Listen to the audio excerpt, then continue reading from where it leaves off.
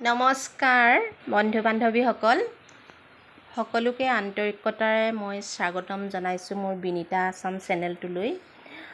আজি 28 মে' 2024 তাৰিখ। আজি আমাৰ নাওবৈচা প্ৰকল্পৰ দলহাট সোণাপুৰ চাৰ্কুলত এখনি মেনষ্ট্ৰুৱেল হাইজিন ডে সজাগতা সভা আয়োজন কৰা হৈছিলে। সমগ্ৰ বিশ্বতে 28 মে'ৰ দিনা মেনষ্ট্ৰুৱেল হাইজিন ডে পালন কৰা হয়। এই মেনষ্ট্ৰুৱেল হাইজিন ডে দিৱসত বিশেষভাৱে কিশোৰীসকলৰ বা মহিলাসকলৰ মাহেকীয়া ঋতুস্ৰাৱৰ সময়ত কেনেদৰে পৰিষ্কাৰ পৰিচ্ছন্নতা আৰু সাৱধানতা অৱলম্বন কৰিব লাগে, এই বিষয়সমূহ আলোচনা কৰি জনসাধাৰণক সজাগ আৰু সচেতন কৰি তুলিব লাগে। যিহেতু এগৰাকী কিশোৰী, আজি তেওঁলোকে এগৰাকী কিশোৰী কিন্তু কালিলৈ এগৰাকী মাতৃ হ'ব লাগিব।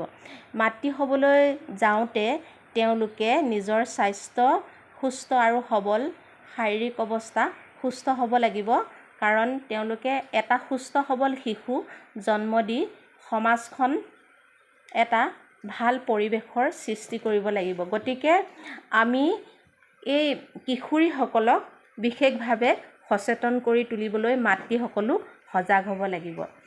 সেয়েহে এই বিষয়টো অতি গুৰুত্বপূৰ্ণ বুলি ভাবি আমি এই সজাগতা সভাখন আলোচনাত বহিছোঁ। গতিকে আমাৰ এই আলোচনাৰ বিষয়বস্তু হৈছে এই মাহেকীয়া সময়ছোৱাত, মাহেকীয়া ঋতুস্ৰাৱৰ সময়ছোৱাত আমি কেনেদৰে পৰিষ্কাৰ পৰিচ্ছন্নতা অৱলম্বন কৰিব লাগে আৰু কেনেকুৱা সাৱধানতা অৱলম্বন কৰিব লাগে, এই বিষয়ে আজি আমি আলোচনা কৰিম। মাহেকীয়া সময়ত ঋতুস্ৰাৱৰ সময়ত মহিলাসকলৰ জৰায়ু মুখখন খোল খোৱা অৱস্থাত থাকে। সেইবাবে এই সময়খিনিত বিভিন্ন ধৰণৰ সংক্ৰমণৰ আশংকা থাকে, বেছিকৈ সংক্ৰমণৰ আশংকা থাকে এই সময়ত। গতিকে সংক্ৰমণৰ পৰা বাচি থাকিবলৈ হ'লে নিজকে খুব চাফ চিকুণতা অৱলম্বন কৰি চলিব লাগিব। মাহেকীয়া সময়ত অৱশ্যে পৰাপক্ষত গৰম পানীৰে গা ধুব লাগে আৰু নিজে ব্যৱহাৰ কৰা কাপোৰ বা চেনিটেৰী পেড সকলো সূৰ্যৰ তাপত ভালদৰে শুকুৱাই পৰিধান কৰিব লাগে। চেনিটেৰী পেডসমূহ ব্যৱহাৰ কৰিবলৈ যাওঁতে বিশেষভাৱে গোন্ধ নথকা চেনিটেৰী পেডটোহে ব্যৱহাৰ কৰিব লাগে আৰু চেনিটেৰী পেডটো ব্যৱহাৰ কৰিবলৈ যাওঁতে বিভিন্ন ধৰণৰ সাৱধানতা অৱলম্বন কৰিব লগা হয়। এটা চেনিটেৰী পেড ব্যৱহাৰ কৰিবলৈ যাওঁতে আমি কিমান সময় চেনিটেৰী পেডটো ব্যৱহাৰ কৰিব লাগে সেই বিষয়ে আমি অতি প্ৰয়োজন জনাটো। কাৰণ এটা চেনিটেৰী পেড যদি ব্লিডিং কম হ'লেও যদি বহু সময় একেটা চেনিটেৰী পেডকে ব্যৱহাৰ কৰা হয়, তেতিয়াহ'লে তাত জৰায়ুত বিভিন্ন ধৰণৰ সংক্ৰমণৰ সৃষ্টি হ'ব পাৰে। যিহেতু একেটা চেনিটেৰী পেড বহু সময় ব্যৱহাৰ কৰি থাকিলে সেই জৰায়ুত তেতিয়া বিভিন্ন ধৰণৰ দুৰ্গন্ধ বা বিভিন্ন ধৰণৰ সংক্ৰমণৰ সৃষ্টি কৰি তেওঁলোকৰ কেঞ্চাৰ পৰ্যন্ত বেমাৰৰ সৃষ্টি কৰিব পাৰে। গতিকে এনেকুৱা ক্ষেত্ৰত বহু মহিলা মৃত্যুমুখতো পৰা দেখিবলৈ পোৱা গৈছে। সেইকাৰণে এইখিনি সাৱধানতা অৱলম্বন কৰাটো অতি প্ৰয়োজনীয়।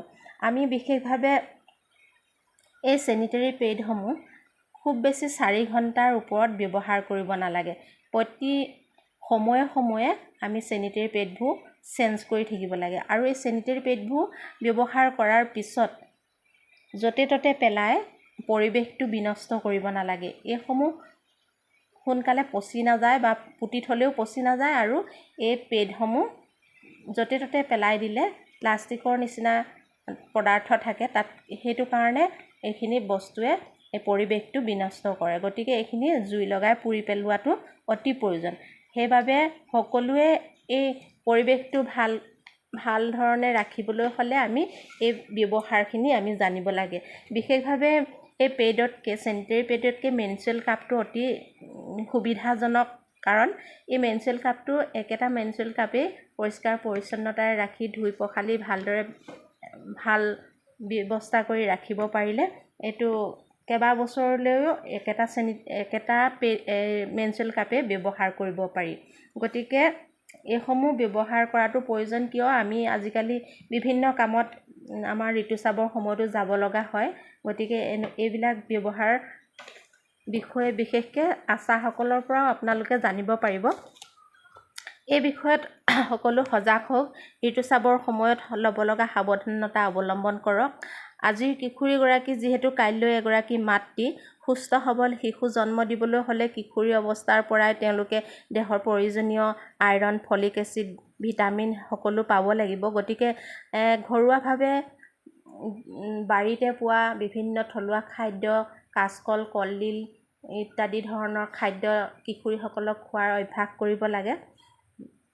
গতিকে এই সভাখনত আজি বিষয়বস্তু ইমানেই যে আমি মেনষ্ট্ৰুৱেল হাইজিন ডে এই বিষয়সমূহ আলোচনা কৰি আমি উপকৃত হওঁ, যাতে সমাজৰ আমাৰ কিশোৰীসকলৰ, মহিলাসকলৰ সুস্থ সবল শক্তিশালী স্বাস্থ্য আপোনালোকে সকলোৱে আহৰণ কৰক।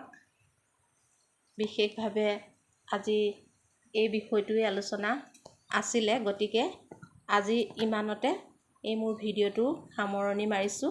ধন্যবাদ।